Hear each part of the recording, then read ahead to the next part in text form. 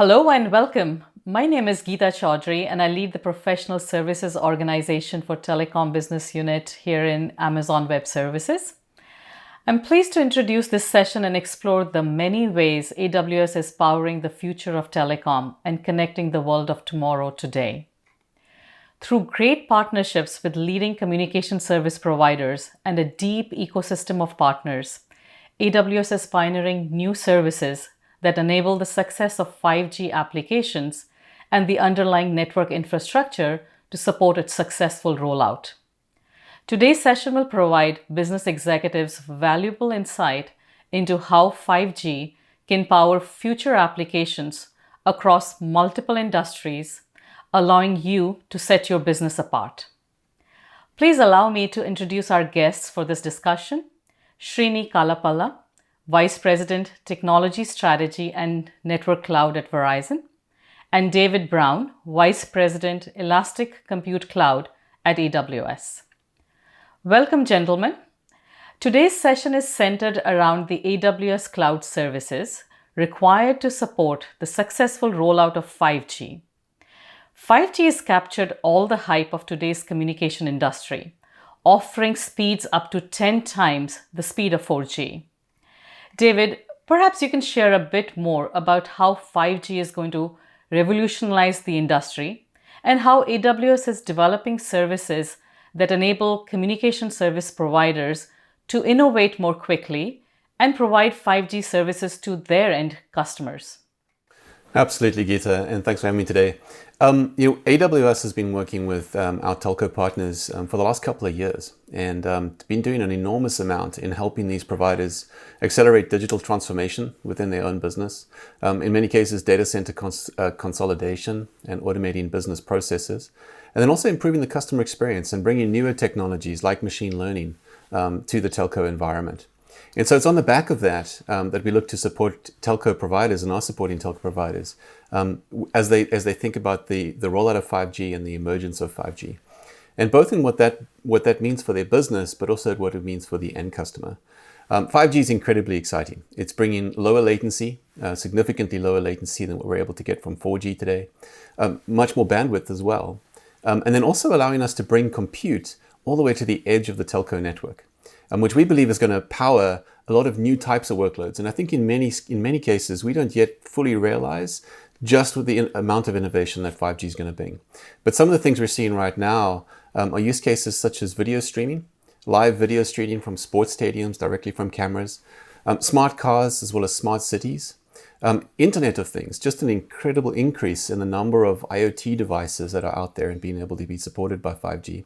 And then also things like augmented reality and virtual reality, which are all enabled through the low latency and high throughput that 5G is going to bring. And AWS is innovating across all of these areas to make sure that we're right there to partner with these telcos to make sure that 5G becomes an enormous success and a reality for all of us. Dave, thank you. That's amazing.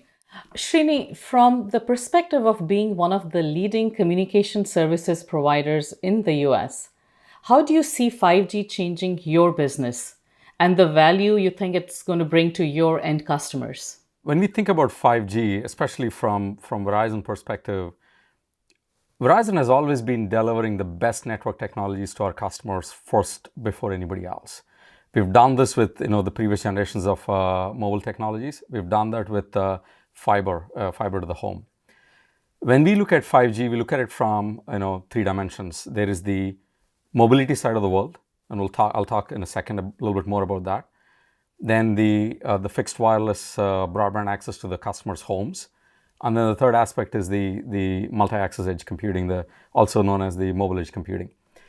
On the mobility side, we are building a network that's going to bring many new capabilities to customers. So, in the past, generations of the mobile technology, it used to be typically, voice or broadband and with good amount of coverage and higher throughputs. But when we look at 5G, it's not only throughput, it's about latency, it's about reliability, it's about security, it's about ability to deliver services on demand.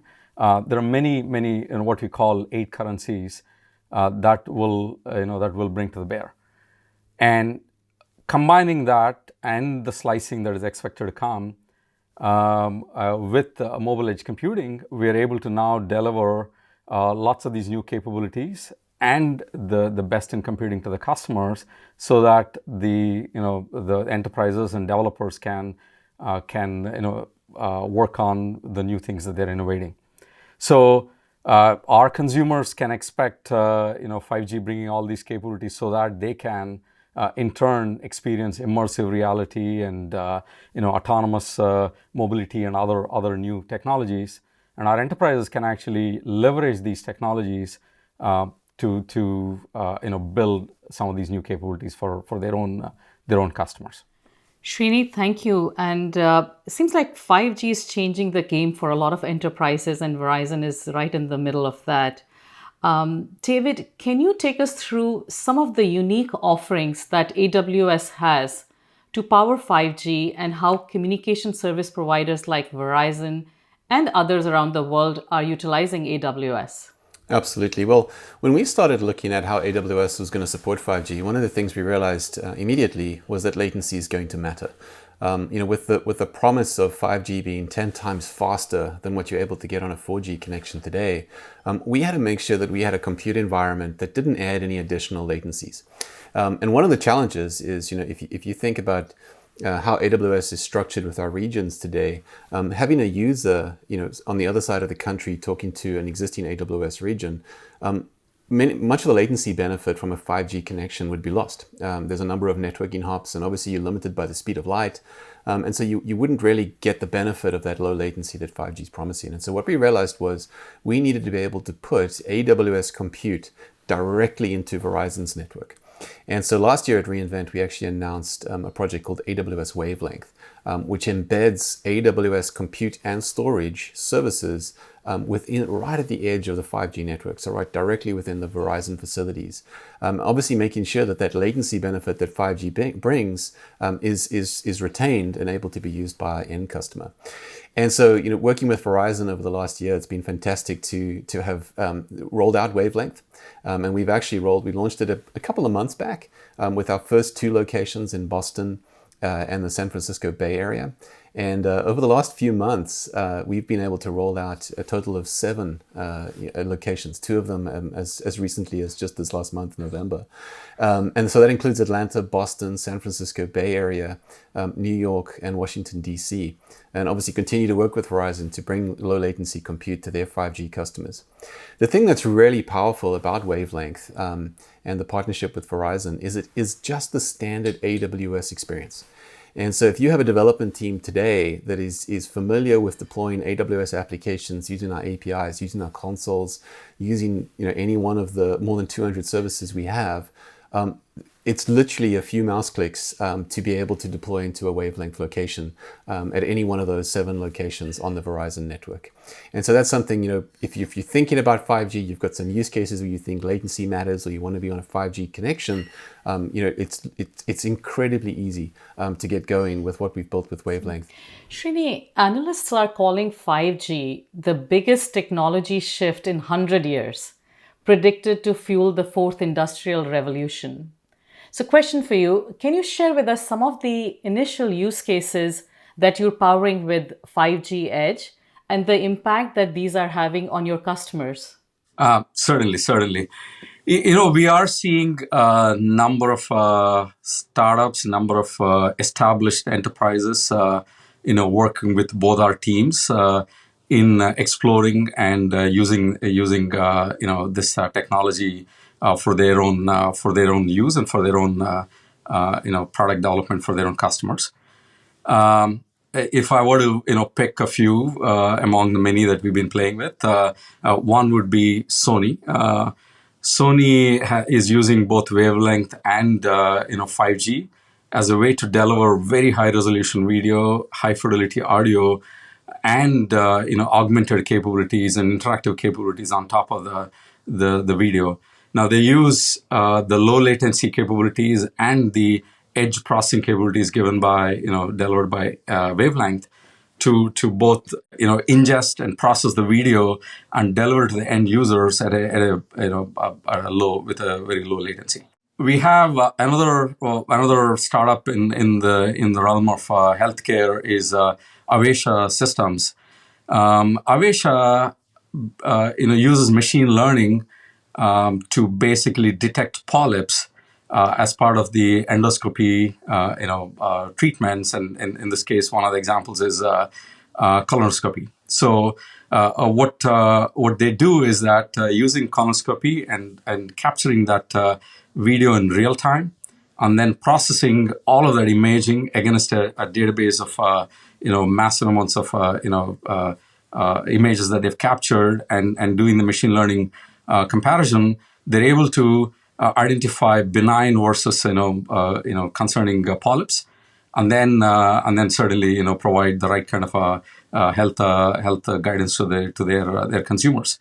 Now, the 5G's low latency and the very high bandwidth, and the edge machine learning capabilities and data processing capabilities of the wavelength, when we put them together, the Avesha engineers are able to now process the video coming in at a low latency and identify polyps while the camera is moving through the human body, and detect benign versus the troublesome ones.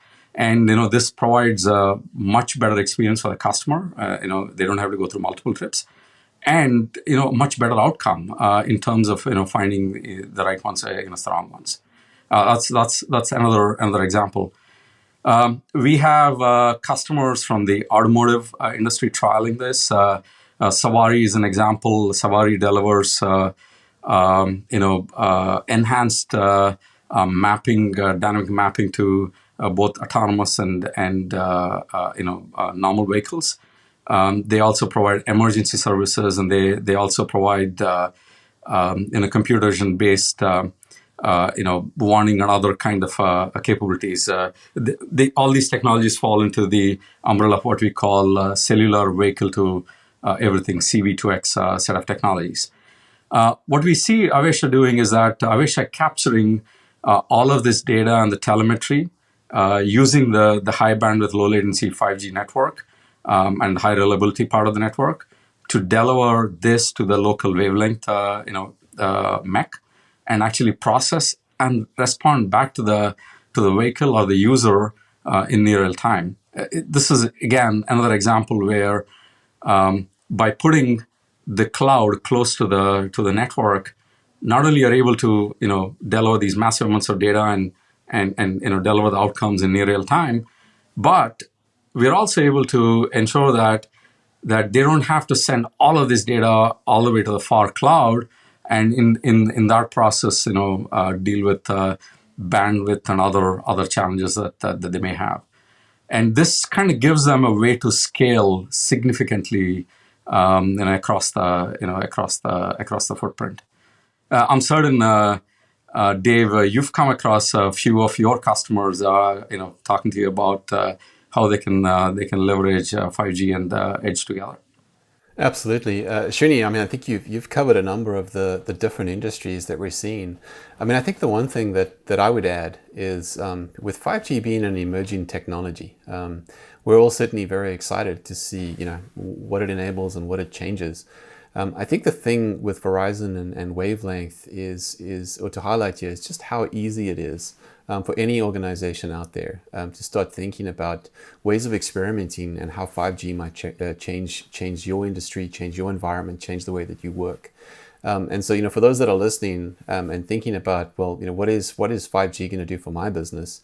By utilizing Wavelength, literally, as I said earlier, being able to take an application that you've already deployed on AWS and be able to deploy that to a Verizon Wavelength facility very, very quickly. You can do that literally in a number of minutes. Thank you, gentlemen. Those are powerful examples of how 5G is changing the game for so many end users across multiple verticals, such as healthcare, live streaming events, connected vehicles. And we also covered how the value of Wavelength and the role it's playing in powering these 5G use cases. However, AWS has also announced the availability of other types of edge devices, such as Outposts. So, question for you, David, when should customers consider using AWS Outpost versus local zones versus wavelength? So latency really is going to change a lot of what, how we think about computing and the types of applications we build.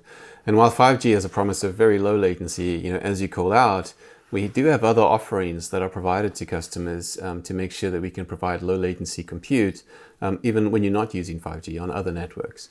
And so the first one of these offerings that we announced actually 2 years ago at reInvent in 2018 is AWS Outposts. And AWS Outposts is really targeted at customers that need or have applications that need low latency access to AWS, but also potentially local data processing requirements.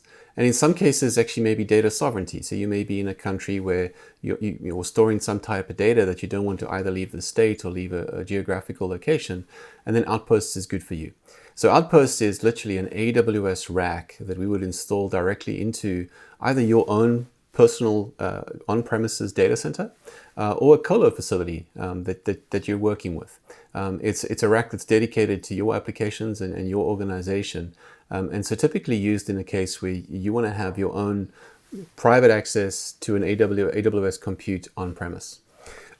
Local zones is a concept of, can we bring a full availability zone, which is one of the building blocks of our regions, and provide that to our customers in a geographical location to provide single-digit millisecond latencies for workloads.